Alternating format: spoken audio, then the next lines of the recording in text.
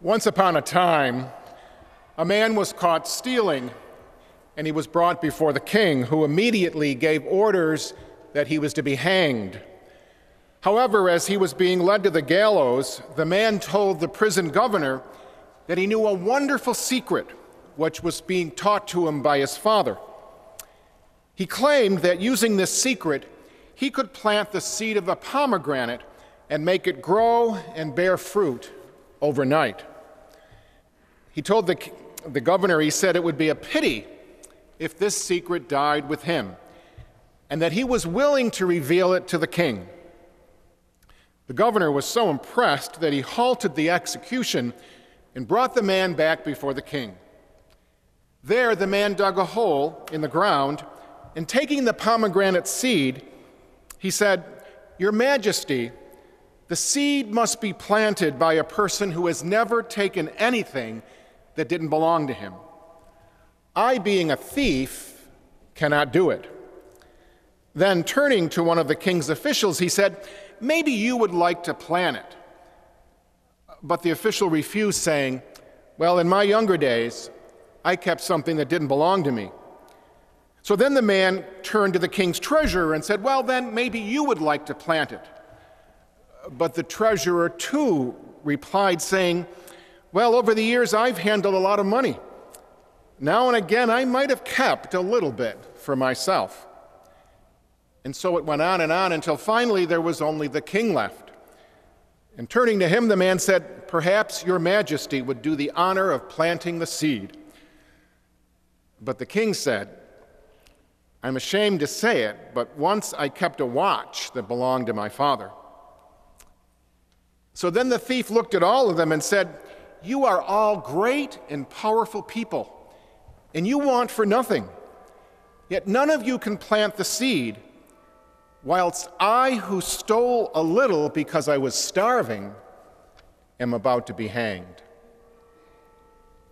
The king pardoned him. The king listened, and the king finally had patience. In our gospel this morning, the scribes and the Pharisees couldn't wait to shame the woman caught in adultery. And we have one of the most memorable of gospel scenes: Jesus bending down and writing in the sand the sins of those who were doing the shaming. Well, I think more so than Freud, Jesus might be considered the first psychologist. And I say this because he challenged the scribes and Pharisees as to their projection. And projection is basically this: if I'm feeling a negative or positive emotion, and I try to blame you for what I'm feeling, thinking, saying, or doing, then I am projecting my stuff onto you. Generally, when we don't accept personal accountability for our feelings, we judge others for doing things that we are ashamed we've done ourselves. We project our feelings of shame onto the other person, and we try to identify them as bad or wrong in a futile attempt to shield ourselves from our own shame and our own pain. In our gospel today, Jesus confronts sin, but not with shame, with mercy and compassion. He challenges the woman caught in adultery to put her life back together, but he does not humiliate her. Jesus understands the human condition, and he does not expect perfection.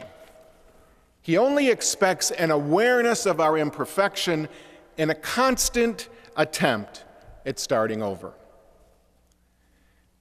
As I reflect on this gospel and listen to this gospel, I wonder why we live in a society that is so involved in shaming.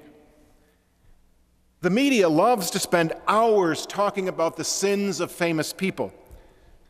The newspapers love to print all the gory details of all of our mistakes. I guess humiliation is supposed to keep the rest of us in line. We've even reached a point in our culture where people shame themselves by airing all of their dirty laundry on every conceivable reality television show.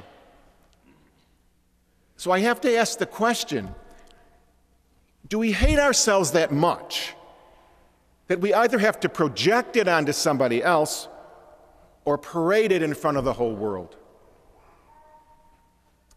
Jesus was not into shame. He tells us of a God who does not expect perfection, who only expects fidelity and a constant willingness to begin again, to start over. If our God can allow us to constantly begin again, I wonder why we so seldom can do that for one another. Now, there are many different ways that we shame each other. Sarcasm, name-calling, expressing disgust, eye-rolling are all ways that we communicate that someone else is not worthy of our respect. You see, shaming behaviors make us feel superior to that other person. In the same way that teasing is so often rooted in hostility, shame takes its energy from judgment and self-righteousness. And we live in a modern technological world. And today, with computers and smartphones and texting and email and tablets and social media sites, we have been given all kinds of new avenues of communication. And a new phenomenon has started in the last few years that's called cyberbullying. And cyberbullying is an especially nasty form of bullying because it follows the victim everywhere. Cyberbullying can be vicious emails or texts or social media postings, calling the victim ugly or worthless, or worse yet, and you've seen this in the newspapers, where someone on this site might tell the victim to just kill themselves because everyone hates them.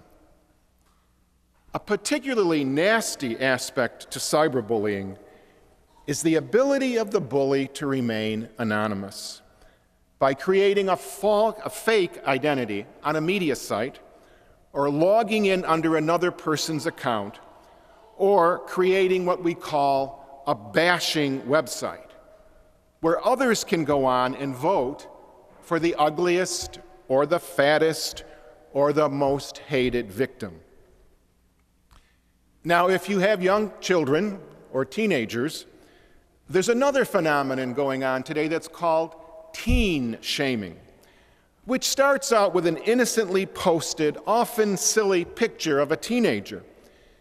Then the bully goes online and reposts the picture with insulting or mocking statements meant to demean that person.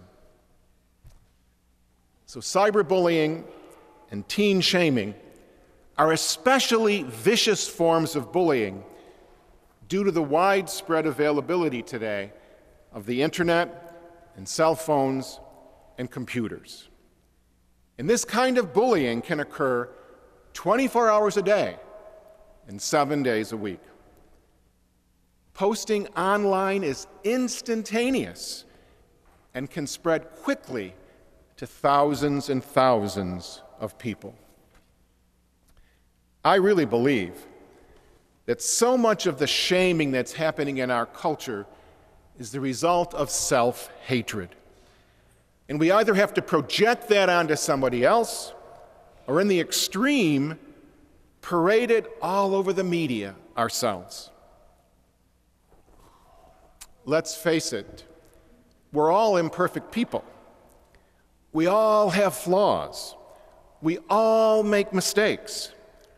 We have a God who accepts our humanness and is constantly inviting us to healing and reconciliation. That's what the season of Lent is all about. Constantly coming back to the Lord, not by hatred and shaming, but by patience and compassion.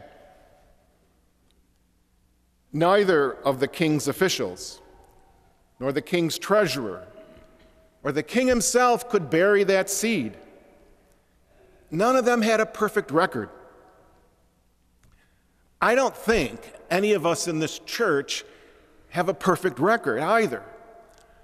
I'm not sure any of us could bury that seed. What the gospel today, what the whole Lenten season calls us to, is that ability to listen, that ability to have patience and to forgive, to challenge ourselves as Jesus challenged the woman caught in adultery, but to always allow each other to start over and begin again.